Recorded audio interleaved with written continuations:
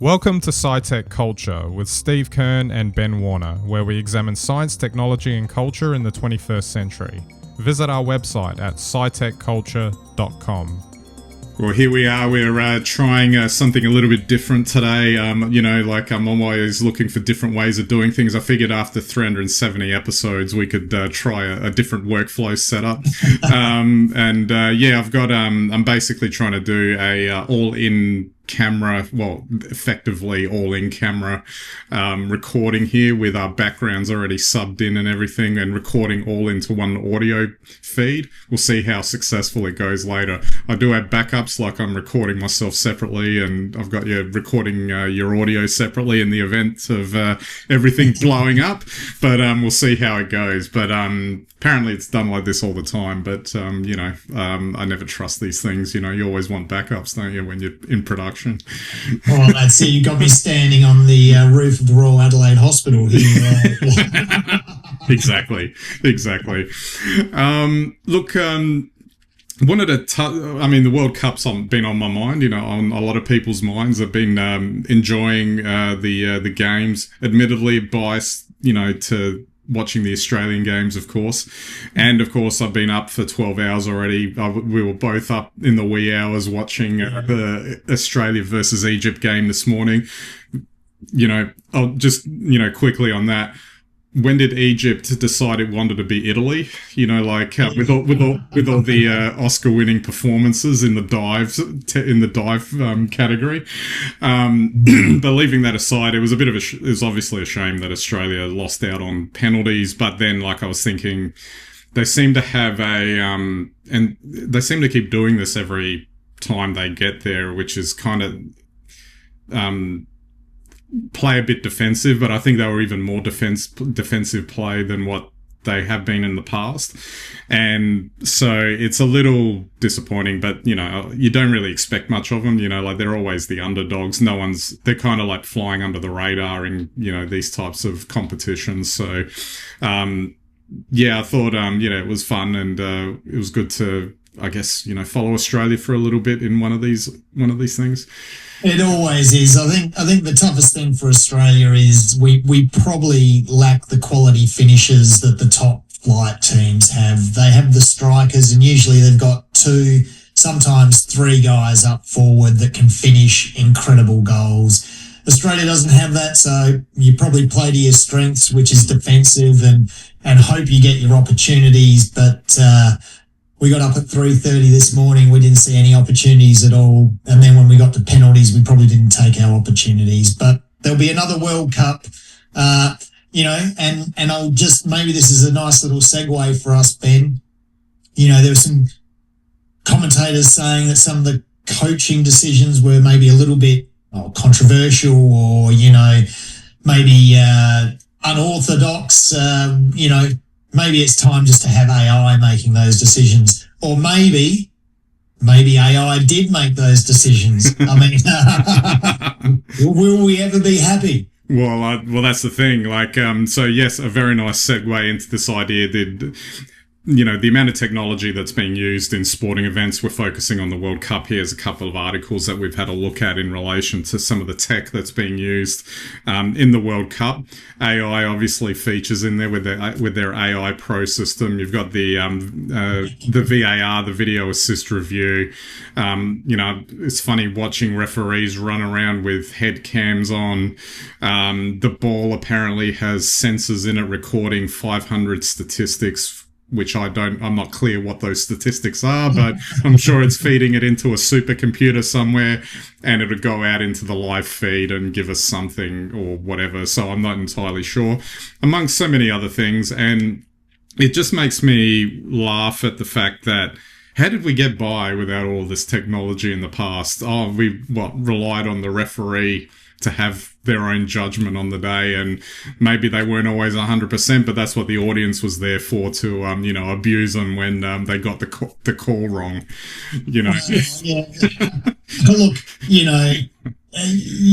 you want referees to get it right. We don't want to see bad or wrong decisions in the game, but so far in all the sports that I can think of, whether it's tennis or football or Australian rules, it doesn't really, we're still getting bad decisions. And I think because at the end of the day, the real issue is that we're using technology for humans to interpret the decisions.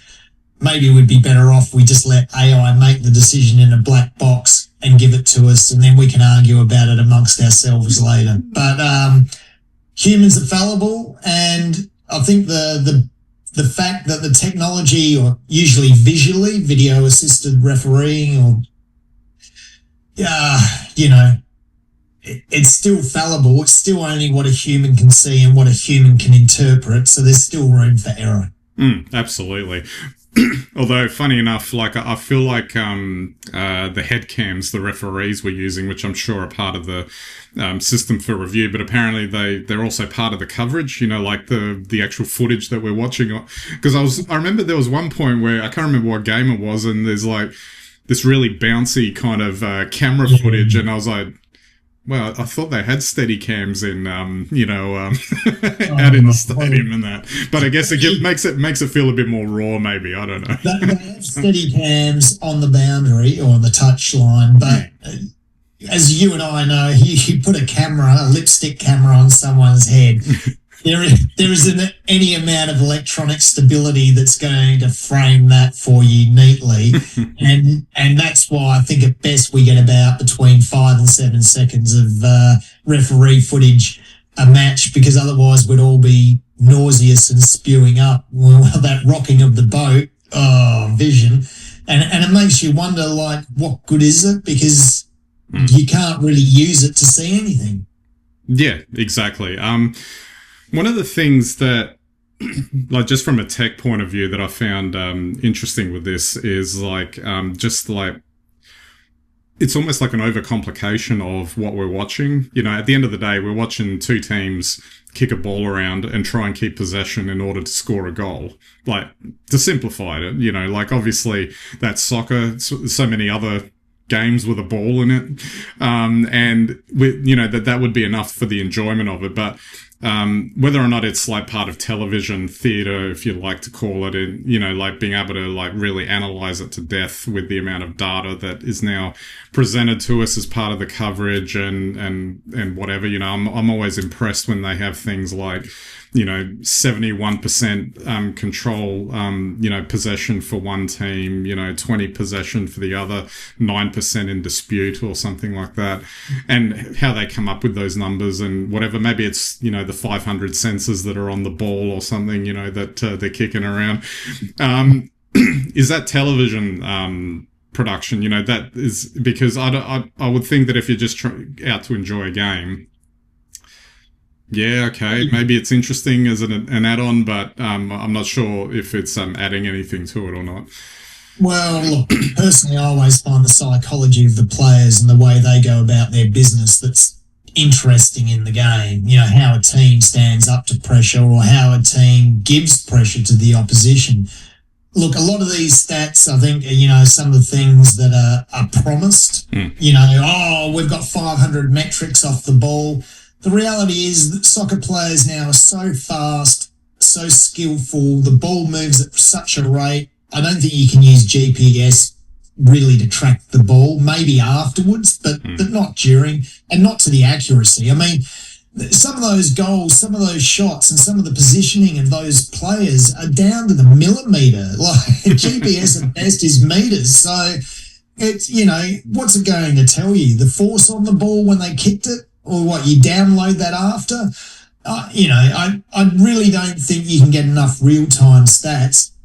And my biggest concern was, even if you could get all of these stats in real time, they'd probably only be used for gambling anyway. I don't think they actually add anything to the game itself. Absolutely. And one other thing I wanted to touch on, which actually got me sort of thinking about this. I wasn't thinking about doing this topic necessarily, but I think this is what kicked it off for me yesterday when I was talking about it with a few people about how in the good old days, there wouldn't be any of this technology apart from, some rudimentary statistics that would come up on your CRT TV that they were punching into some analog. An old Chiron graphics. Yeah, exactly. But technology is not just like the computers and the AI and all of that. It's also, the improvements that they've done to grounds, to stadiums, to player uniforms, to and all the, like, you'd almost call it scientific in the way that they want to maximize the amount of playability, I guess would be the lack of a better term. You don't have the muddy pitches anymore, you don't have the thick clothing and all of that sort of thing. And I guess there was kind of a view that, while, that's may have led to like maybe a faster, more precise, more accurate game with a lot of fancier kind of technique and, some exciting viewing in terms of watching the games, something was lost character-wise with the scrappiness of how it used to look, and all of that, and whether or not all of this, rounded up all together, is impacting the way we experience the game today. Oh, I think there's no question of that. I mean, the sports science that goes into the preparation of the athletes all round, everything from nutrition to training programs and their skill level, just absolutely phenomenal. The materials now on the boots, on the ball, that they're wearing, these are all probably, I don't think you could actually get to a point where you can make them much more effective than they are today. It's incredible. And it means a faster game. The preparation of the pitches, the way they design stadiums even, means a faster game, which means the game has evolved. And with that, there's some positives to that. There's some positives also to the way it used to be when you could have a really fast player who was, 0.2 faster over 40 yards than someone else. But now today, everyone runs at the same pace. So it's more about how this team sets up and moves that ball forward to create opportunities. And probably ironically, the thing is that all these improvements that have sped up the game and made the game far more exciting, and the athletes on display, really true elite athletes, has just made the game harder to referee. And the one thing technology hasn't been able to solve is that we're still seeing decisions. We still can't decide, should it be where your feet are that's offside, or should it just be, your body? It's very, very difficult. And as long as humans have to make these split-second decisions, and this, even when they're reviewing them, they still have to make split-second decisions.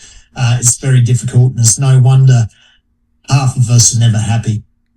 Absolutely. Well, to round it out and to finish up, I would think, AI to the rescue, obviously. I'm sure that's what big tech would love to hear, that they can sell this to, to FIFA and make a gazillion dollars out of it. And then, of course, there's all the ads, like the very Blade Runner-esque ads that are scrolling around the ground whenever we're looking at it. So even when we have commercial breaks and we return to the game, there's still the serving ads to us. Well, yeah, exactly. I'm surprised they actually use real-life LED screens when they could just use a magnetic mast for the coverage. Yeah, absolutely. All right, Steve, we might wrap it up there. Did want to finish off by saying that I watched the Argentina-Cabo Verde game straight after the Australian game, and I felt like a better game to watch, and it was quite exciting. Gave the Argentinians a bit of a shock. It was well worth watching the goal highlights afterwards of that game. Oh, that's it. Well, we're down to the last 16 now, and this is where it gets exciting. Absolutely. All right, so that's it for this week's episode. We'll catch you next time.